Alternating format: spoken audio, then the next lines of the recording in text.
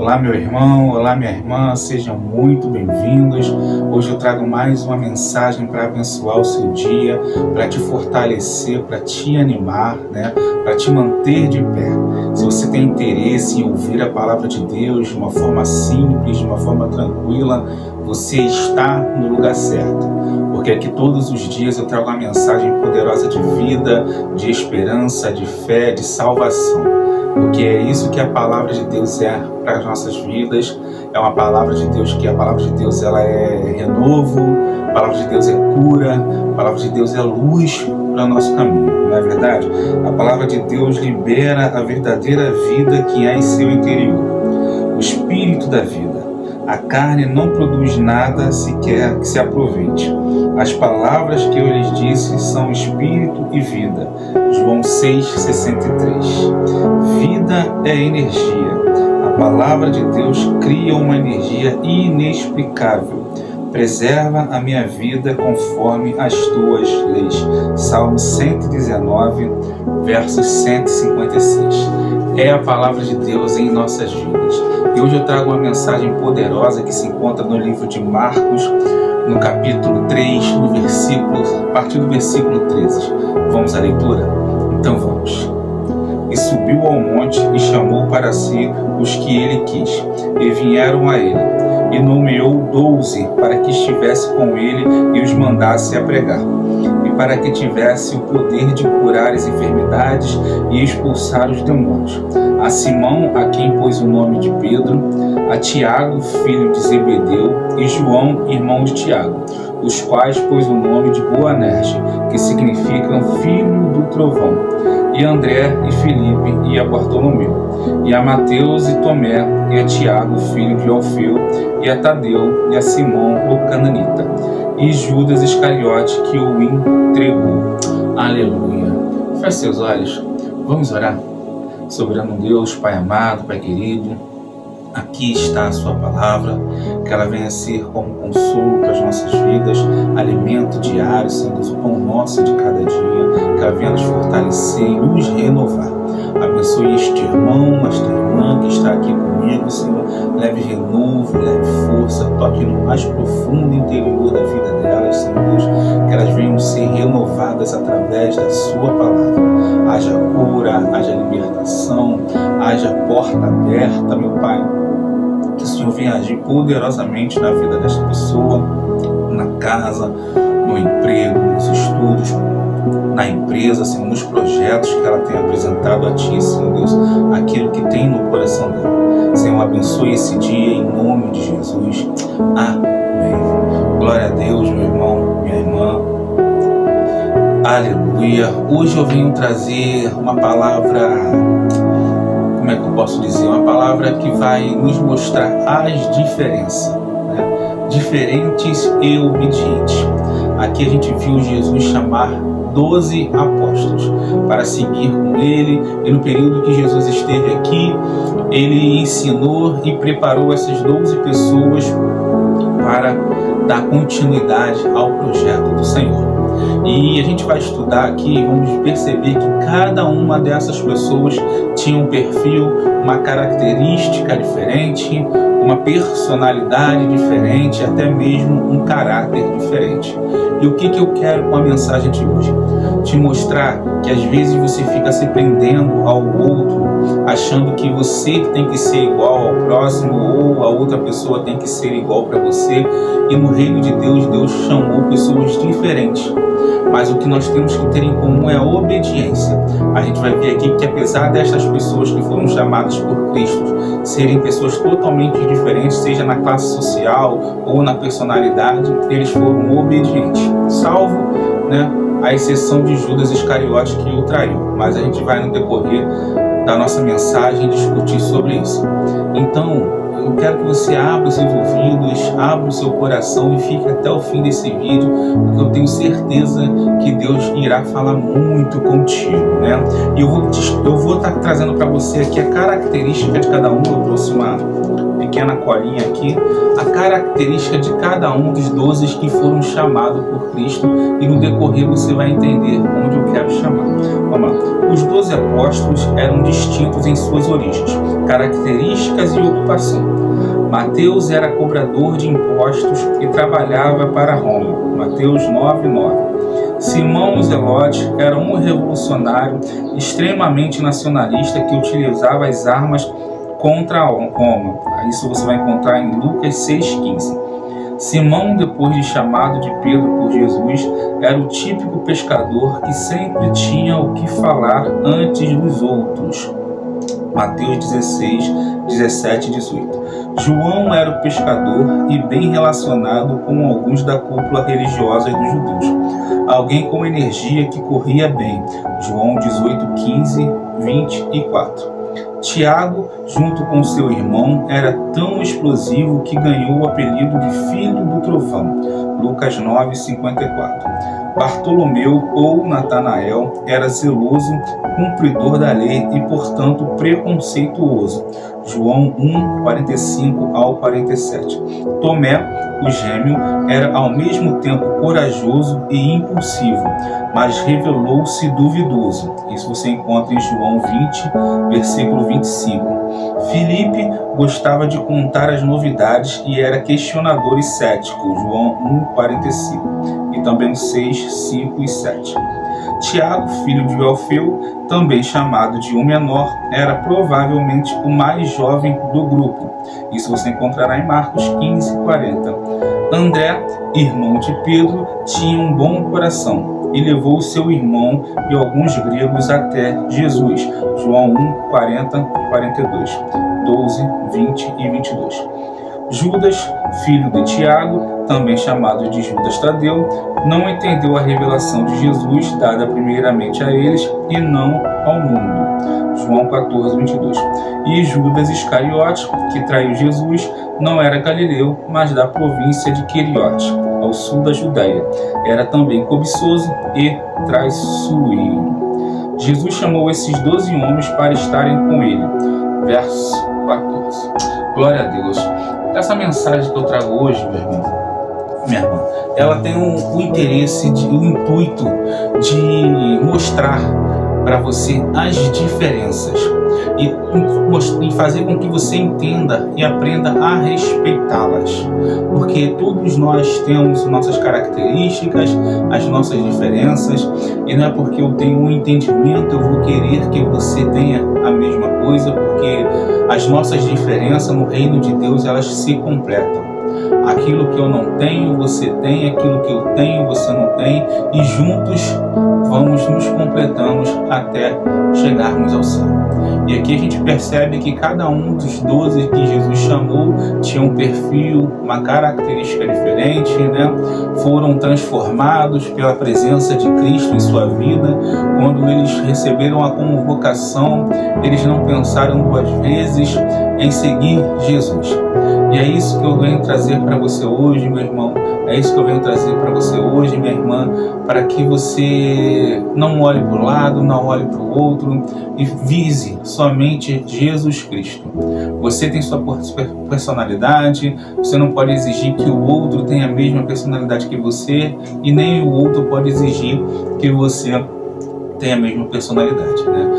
O apóstolo Paulo, na carta aos Coríntios, ele diz que nós somos um corpo e cada um com as suas funções.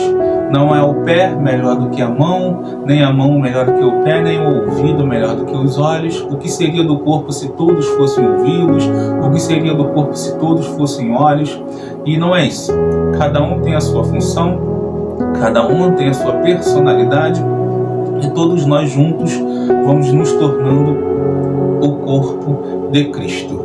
E quando você recebe Jesus em sua vida, automaticamente você, assim que conforme vai vivendo, vai presenciando, Cristo vai fazendo parte da sua vida, o seu perfil, o seu caráter, ele acaba sendo moldado por Cristo. o Espírito Santo ele vai te tornando uma pessoa melhor. A gente vê que Pedro era uma pessoa explosiva, a gente vê que Natanael era uma pessoa ultra religiosa, também um pouco preconceituosa. E quem aqui não conhece pessoas assim no reino de Deus? Mas isso não significa que aquela pessoa não vai para o céu, ou você, por não ser igual, tu não vai também. Não. Jesus chamou todos nós. O nosso perfil, o nosso caráter, ele vai sendo moldado a partir do momento, a cada dia o Espírito Santo ele vai nos capacitando, a cada dia o Espírito Santo ele vai nos corrigindo para nos levar à glória, para nos levarmos à nova cidade. É claro que, assim como Judas Iscariote, que andou com Jesus durante os 3 anos, não se converteu e deixou que o inimigo tomasse o coração dele, pela ganância, pelo mau caratismo, e infelizmente a gente ainda vê pessoas assim no mundo de hoje. Mas isso é a minoria. Em muitos lugares que a gente for, a gente vai encontrar um Judas Iscariote que nega Jesus, que traz Jesus. A gente tem visto isso hoje com mais frequência, né, com o crescimento das mídias sociais. A gente sempre vê um ou outro escândalo de pessoas traindo e negando a fé em Jesus Cristo. Então, desde aquela época de Jesus ainda existe hoje, mas a gente não tem que focar a essas pessoas. Assim como os discípulos naquela época, depois que Judas traiu Jesus, eles também não focaram, e logo depois, em Atos 1, a partir do 20, versículo 20, a gente vê a escolha de um novo desse discípulo para fazer parte e entrar no lugar de Judas. Eles seguiram a vida, eles não se prenderam na traição de Judas, e eles deram continuidade ao propósito maior, que era levar o Evangelho de Jesus Cristo. E assim eu quero te alertar, e dessa forma eu quero trazer para você esse entendimento. Não olhe para o perfil do seu irmão, não olhe para o perfil da sua irmã, olhe para você e deixe que o Espírito Santo te corrija todos os dias. É assim com a nossa vida devocional em Cristo e também na nossa vida no dia a dia, no nosso trabalho. Sempre tem alguém que a gente olha, cada um com a sua personalidade e com o seu caráter. Todos somos diferentes, mas dentro das suas diferentes, o que havia de incomum era a obediência. No reino de Deus a gente pode até ser diferente, mas nós temos que ter a obediência. As nossas diferenças não podem ser desculpas para a gente quebrar um mandamento, como se tem muito visto hoje. Tem usado as pessoas. Em Romanos a gente vê o apóstolo Paulo dizendo para que não se amoldeis aos padrões desse mundo, e tem pessoas se enquadrando no mundo com o pretexto de descumprir, de levar o evangelho, mas sendo que está descumprindo a palavra do Senhor. O fato de sermos diferentes não nos dá legalidade para descumprir um mandamento do Senhor ou envergonhá-lo. O fato de sermos diferentes não abre a brecha para que a gente saia da obediência. Então, seja diferente, mas também seja obediente. A nossa vida tem que estar pautada na palavra do Senhor.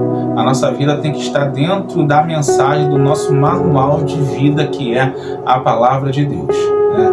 Então, você tem todo o seu direito de ter sua personalidade, o seu caráter tem que ser íntegro.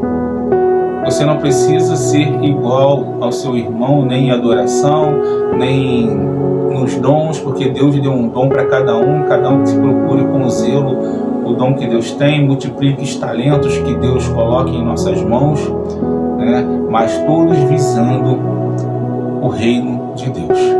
E assim, desde muito tempo, ainda continua sendo hoje. A gente vê igrejas de mais variadas formas. Tem as igrejas pentecostais, tem as igrejas mais tradicionais.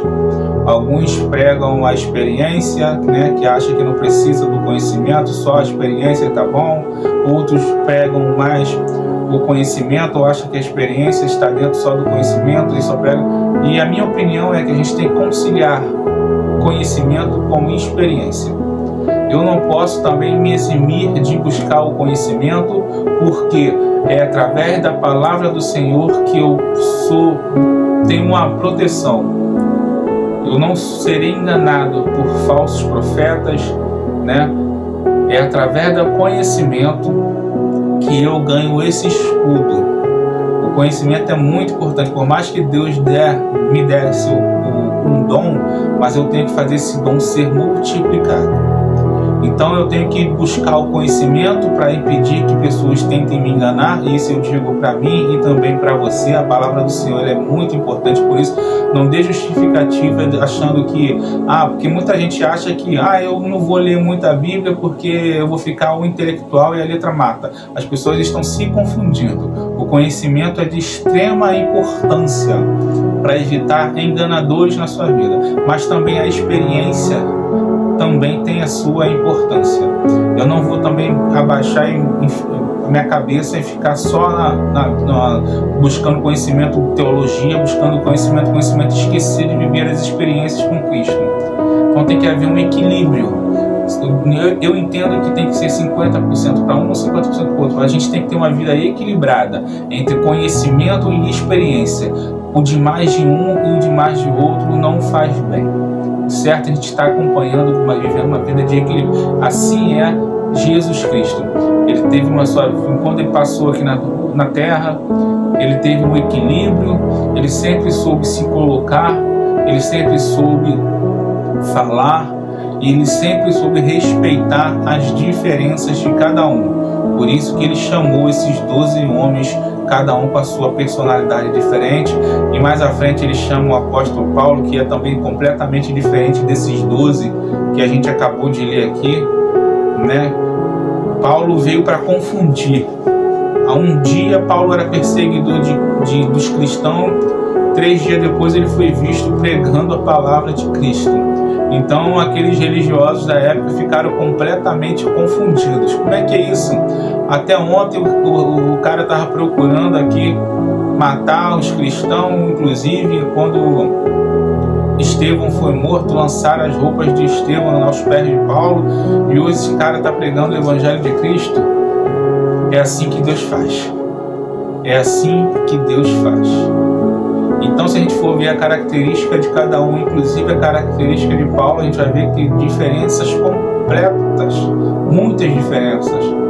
Paulo também não era uma pessoa fácil. Se a gente for ler a Bíblia, vai ver que Paulo discutiu com Barnabé, vai ver que Paulo discutiu com Pedro. Paulo também não era uma pessoa fácil, assim como Pedro também não era uma pessoa fácil. Se a gente for ler a Bíblia, está escrito que Pedro arrancou a orelha de um soldado na hora que estava tentando defender Jesus Cristo. É isso que a palavra de Deus nos mostra. São diferentes, mas com um único propósito. O propósito de buscar o reino de Deus. O propósito de obedecer e levar a sua palavra. Cada um com suas diferenças. E depois, mesmo com as diferenças, a gente vê na Bíblia que Paulo, depois de suas viagens, volta a Jerusalém, vai se encontrar com Pedro, e ele fica com Pedro uns 15 dias, e depois vai embora. Mesmo eles tendo discutidos, mas é normal de nós seres humanos, nós temos os nossos defeitos, e a gente tem que buscar deixar o Espírito Santo mudar a nossa personalidade, corrigir os nossos erros, dia após dia. E assim eu já me encaminho para encerrar essa mensagem dizendo para você, meu irmão, Jesus convocou esses 12 apóstolos e eles receberam Cristo. Aqui eu tiro Judas Iscariote, obviamente. Eles receberam Cristo e foram transformados, tiveram suas vidas transformadas. É claro que mais à frente eles erraram muitas e muitas vezes, cometeram pecados muitas e muitas vezes, sim, mas eles deixaram o Espírito Santo transformar a vida deles. Aquele que perseguia parou de perseguir e deixou o Espírito Santo transformá-lo. Aquele que era muito explosivo deixou de ser um pouco explosivo. E assim é na vida de nós, na nossa vida, perdão. Deixe Jesus entrar na sua vida. Atenda ao chamado dele. Não importa a sua personalidade hoje, não importa o que as pessoas vão falar. Paulo foi muito criticado. Ou você acha que não? Um dia o cara fazia alguma coisa, no outro dia ele passou a fazer outra completamente diferente. Quantas e quantas críticas Paulo não deve ter recebido no período em que ele esteve aqui? Inclusive ele foi morto por pregar o Evangelho. quantas e quantas críticas. E assim é a nossa vida até hoje. Então não dê ouvido para a crítica, porque o diabo vai levantar pessoas para te apontarem, para te acusarem, para impedir que você cumpra a obra do Senhor. E deixe o Espírito Santo te moldar, e deixe o Espírito Santo te consertar. E não se preocupe se você vai errar ou não. Só o fato da gente ter essa preocupação, esse medo de errar, sabendo que somos errantes, isso já mostra o Espírito Santo trabalhando em nós. Então não tenha medo, não se preocupe. Nós iremos errar muitas e muitas vezes, mas a gente tem que estar pronto para ser corrigido. Não há pecado que não tenha um perdão de Deus. Ou melhor, só existe um pecado que é imperdoável. É a blasfêmia contra o Espírito Santo. Tirando este, não há pecado que não haja perdão para um coração arrependido. Então, se você tem essa preocupação, não se preocupe. Venha para Cristo, receba o Espírito Santo em sua vida, continue trabalhando na obra, independente da sua personalidade, independente do seu perfil, porque somos diferentes. Mas o objetivo é um só: Cristo Jesus. A nova morada que Ele está fazendo para a gente, onde toda lágrima se enxugará, onde nós veremos ruas de ouros e cristal, contaminação nenhuma entrará, e nós vivemos e viveremos face a face com Cristo. Essa é a melhor notícia das nossas vidas. Então não se preocupe, lance-se aos pés de Jesus Cristo e não dê ouvidos para o que as pessoas vão falar de você. Apenas faça a obra do Senhor. Apenas entregue a sua vida para Deus. Não importa se até um tempo atrás você bebia, falava palavrões, fumava, e hoje não importa. Não importa o seu passado. Porque a partir do momento que você estiver a entregar sua vida a Jesus Cristo, nenhuma condenação há, porque os seus pecados foram perdoados. E você terá uma vida transformada e sendo conduzida pelo Espírito Santo, o nosso amigo consolador, aquele que está conosco todos os dias, moldando e aperfeiçoando o nosso caráter. Então, receba essa mensagem em seu coração, reflita nela e veja a diferença de cada um desses dois apóstolos que foram chamados por Cristo. Eu tenho certeza que você vai se identificar com algum deles e vai entender. O Espírito Santo vai abrir os seus olhos e vai fazer você enxergar de uma forma mais profunda. Ele vai tocar no seu coração, eu tenho certeza. Fique com Deus, até o próximo vídeo e tchau.